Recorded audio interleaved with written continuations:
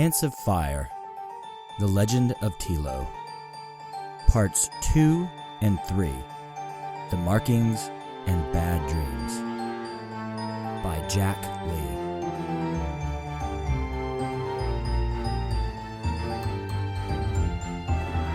Part 2, The Markings.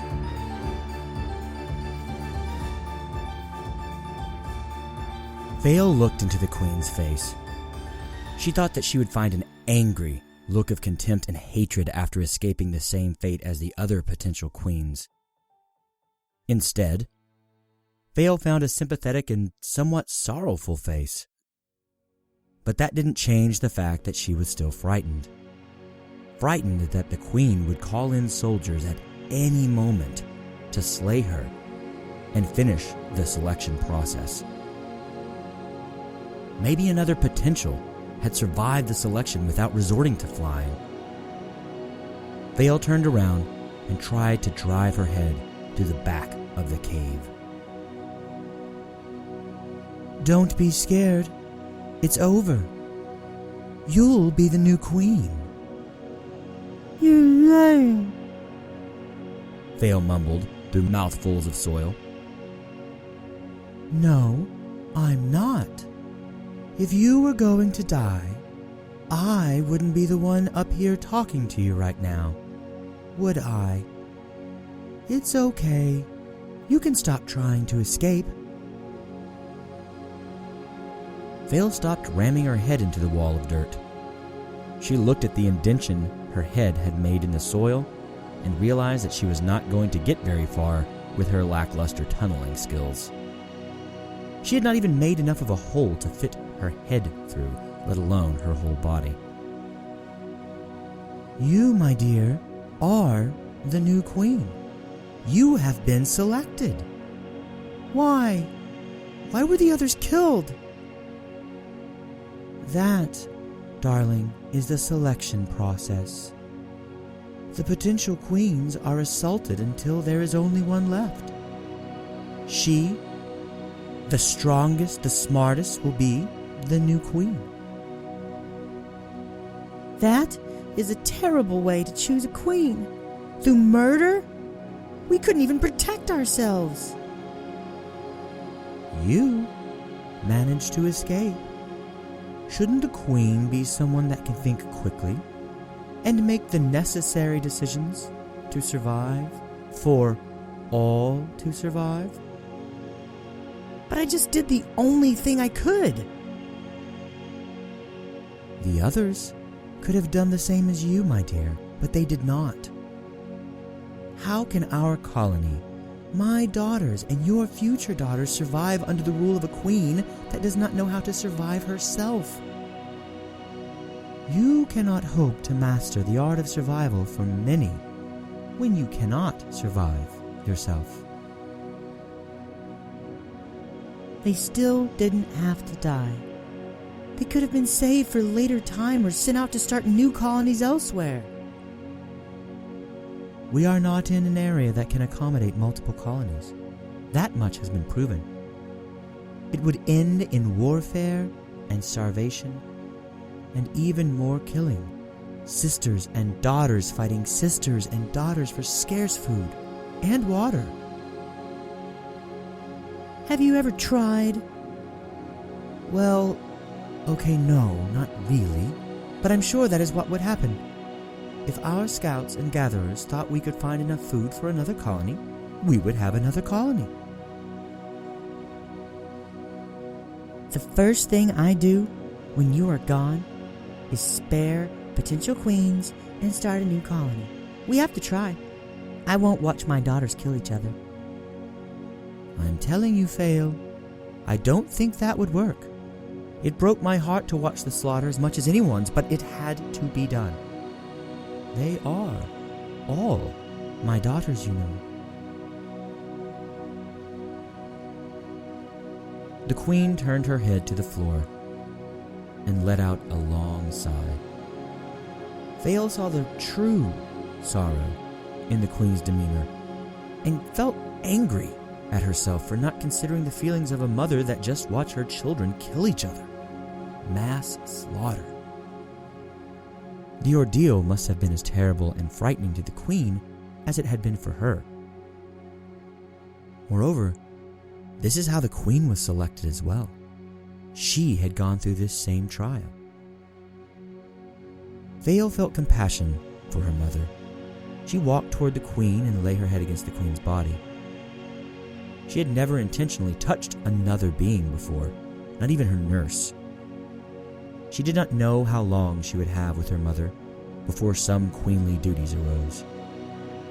She wanted to have as much time with her as she could. Even though an ant's outer shell is not made for such contact, it was still a comfort to Fayle to be in some sort of embrace with her mother. The queen pressed against Fayle's face and embraced her daughter. It is nice to meet you, Mother.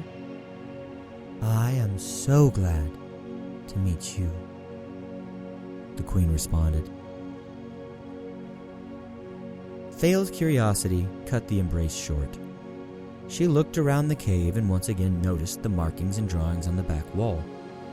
There were pictures of soldier ants and queens, ants of different colors than Fayle had seen before, and also giant creatures, much, much bigger and scarier than ants.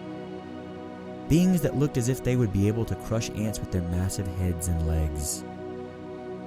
Mother, what are these drawings on the wall? Oh, this, young Fayle, is the story of our family. Each time a new queen is selected, the old queen brings her successor up to this room and teaches her our history. At least that is how it used to be done.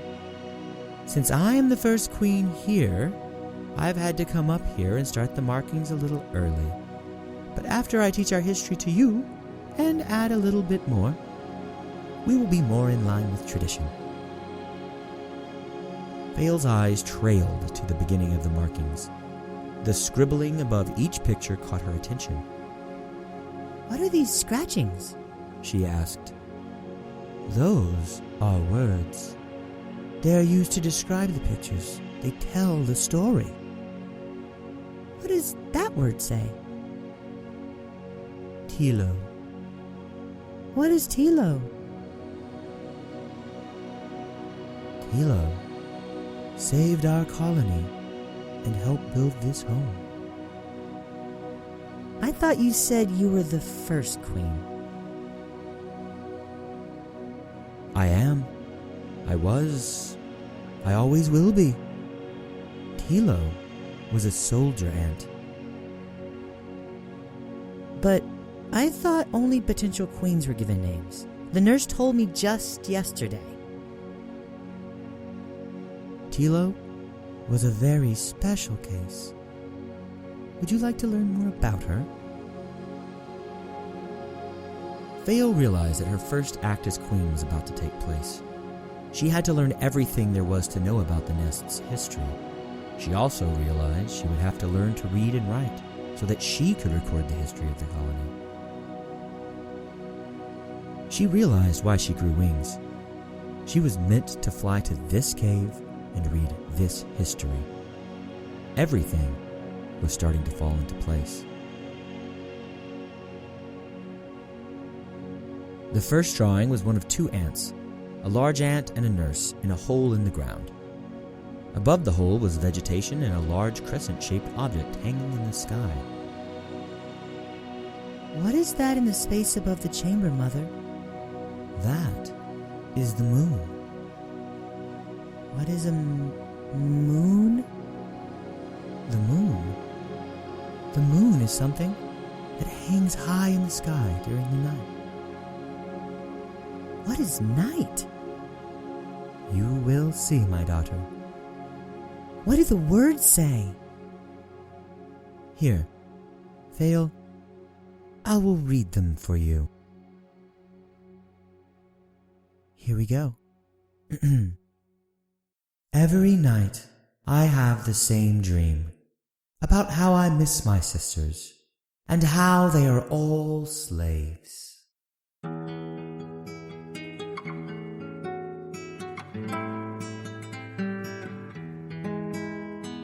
Part 3.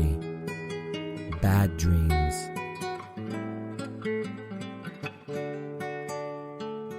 Nurse? Nurse felt a pushing on her side as she slept.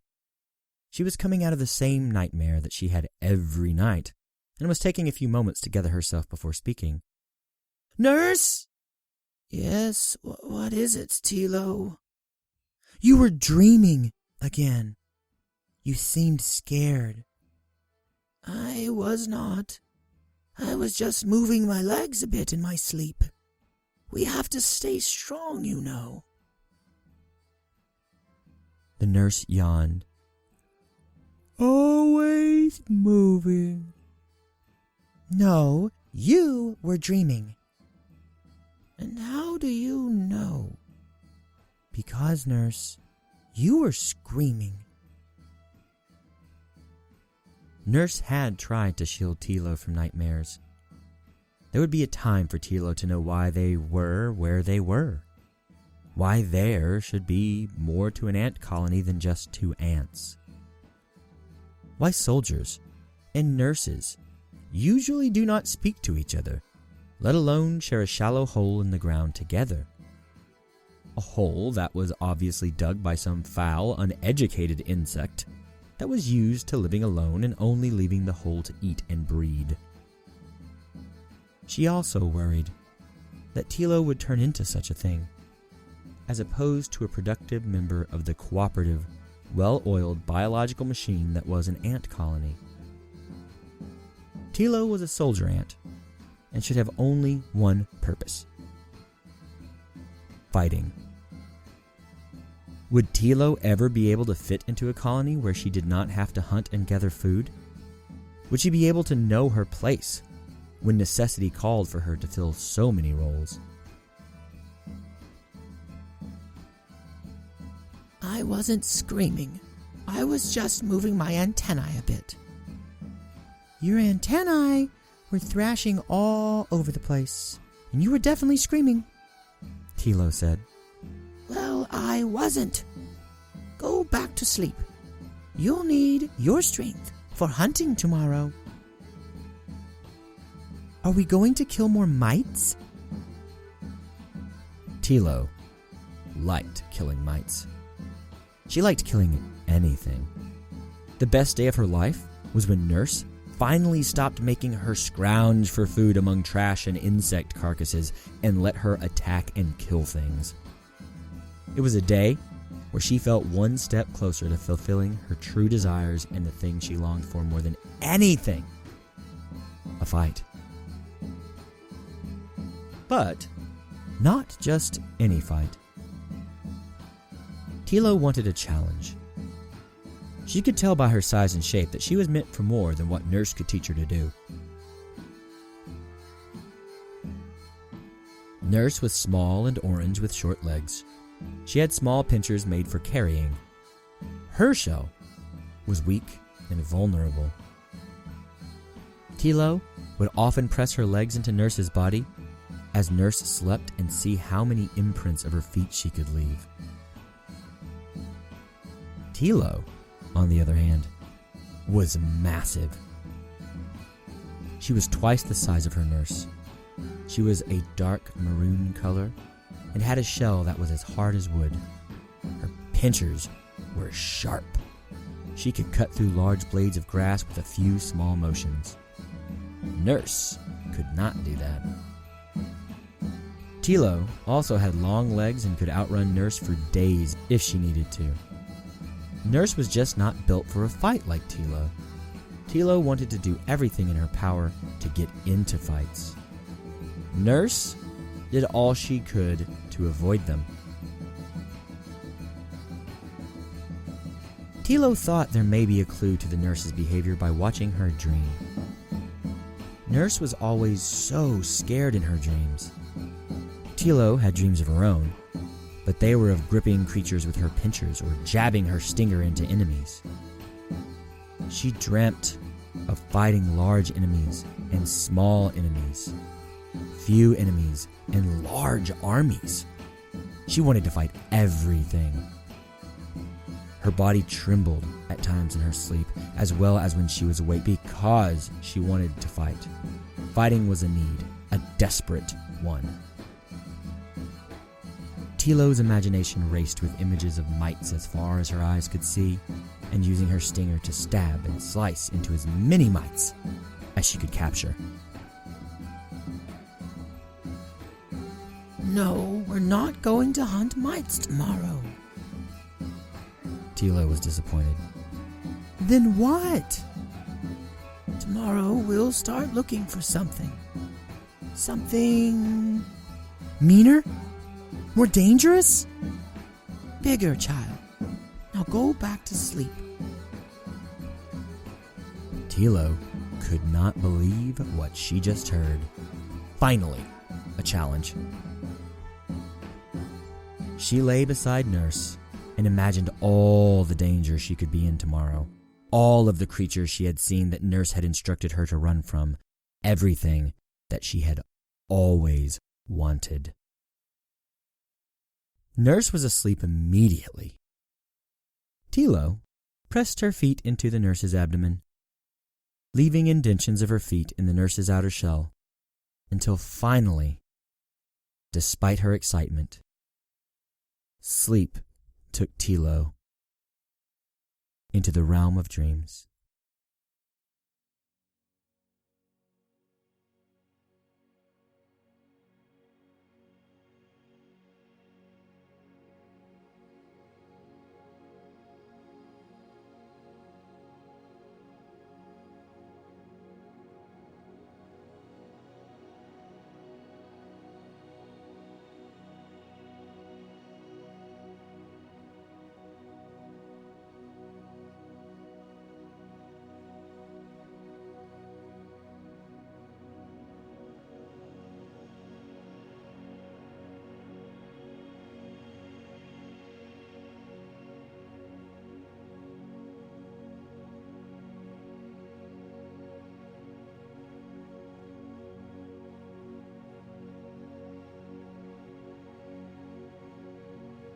Thank you for listening to parts 2 and 3 of Ants on Fire, The Legend of Telo, titled The Markings and Bad Dreams, both of which come from an original novella by Jack Lee and are produced by me, Jared I. McGee. Jack Lee is from the American South. He enjoys clean water, fresh air, and tall trees. He writes when time and sanity allow.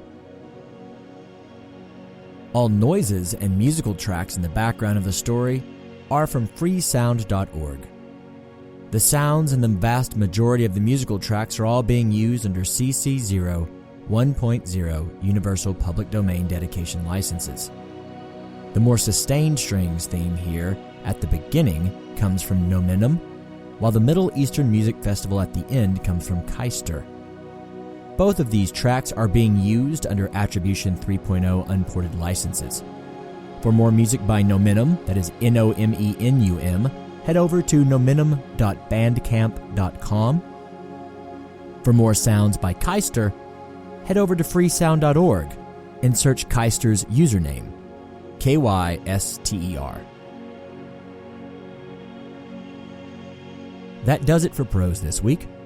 Please plan on joining us in 2 weeks' time to see what big game and fanciful fights Nurse has in store for Telo.